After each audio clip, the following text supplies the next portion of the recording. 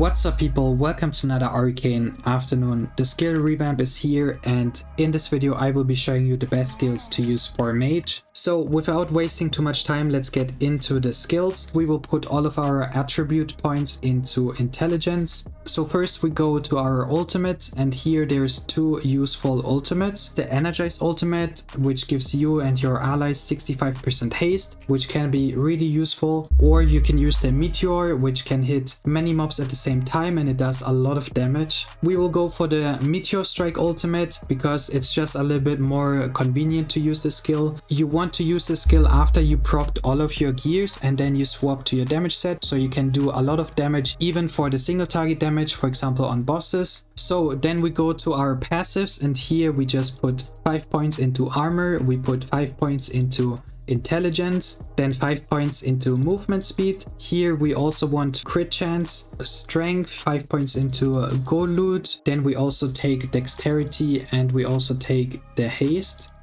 So now we go to our skills, and the first skill we will be using is the Arcane Shield. This is one of the skills that got a lot of buffs from the skill revamp, and it's just so good now. The shield was already super good before the revamp and they just made it so much better. So the first upgrade we will be using is this one. It increases the duration of the Arcane Shield to 15 seconds from 10 seconds I think, and it also increases the amount of damage absorbed by 15%. And then we will also use the first extra upgrade, and it increases the duration of the shield by another 5 seconds. So in total you have 20 seconds of the shield now, and when you look here, the cooldown of the shield is only 27 seconds. So I'm on my mage here, and as you can see I just have normal gears, legendary, no haste gears, okay? And I'm going to use my shield skill here, and I will have the shield skill back before the shield even runs out. So I'm only using a haste happiness bonus, and as you can see I already have my shield skill back before it even runs out.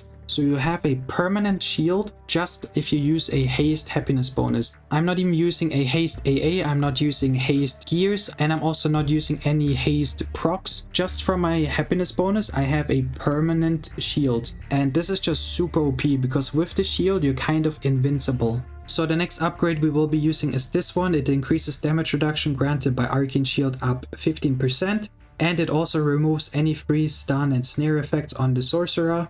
And the charged version also removes bleed effects. So really useful upgrade. And we will also use this upgrade here. It adds 5% critical hit damage, and because you have the shield permanent, you basically have permanent 5% extra critical hit damage with the shield.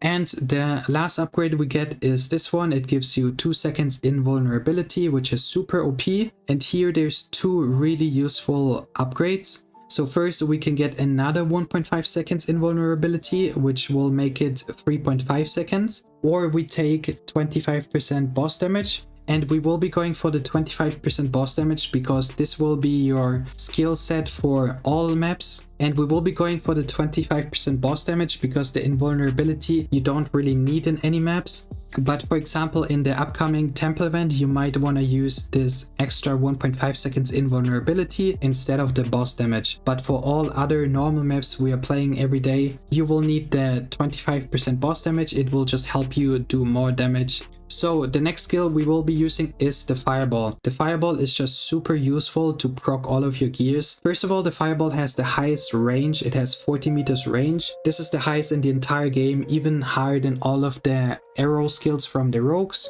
And it is a area damage skill, and it also has burning damage.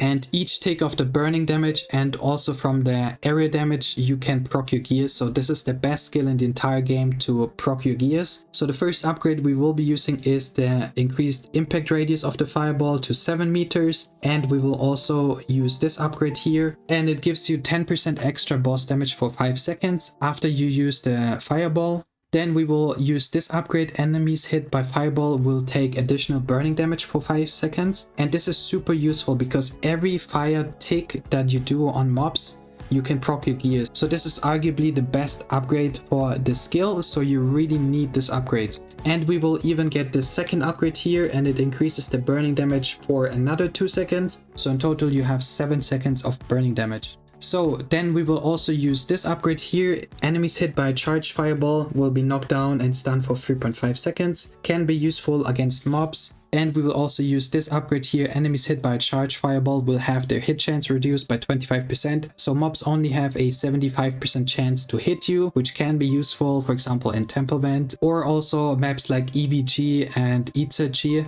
So the next skill we will be using is the lightning, and the lightning is just there so you can do a little bit more single target damage after you procced all of your gears. And here we will just get this upgrade, increases the damage by 15%, and we will get this upgrade here for extra damage, and we will also get this upgrade here. It increases critical hit damage by 10% for 5 seconds. So that's already all of the upgrades for the lightning strike, and now we get to the curse skill. The most important buff that the curse gives is that targets affected by curse take an additional 10%, as you can see here, and we can even upgrade this with the masteries. So here we put the 10 points into the mastery of the curse. So now we can see curse reduces the enemy's chance to crit by 50%.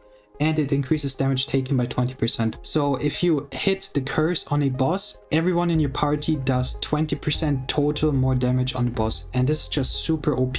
So we will get a few more upgrades for the curse, and the first one is this one. Enemies affected by charge curse take an additional 25% damage when attacking. Then we will take increases the duration of curse to 7 seconds. Then we will also use this one. Using curse grants you 10% damage for 7 seconds.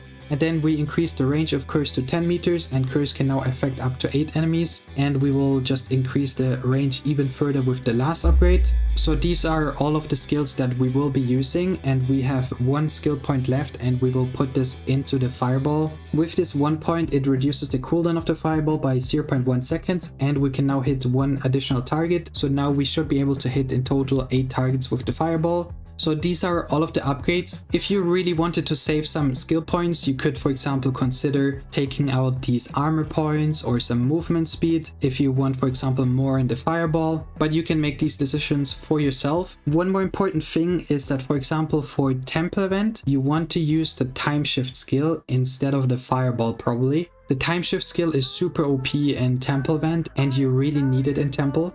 But this is already it with the video. I hope you enjoyed it, and I will see you in the next one. Bye.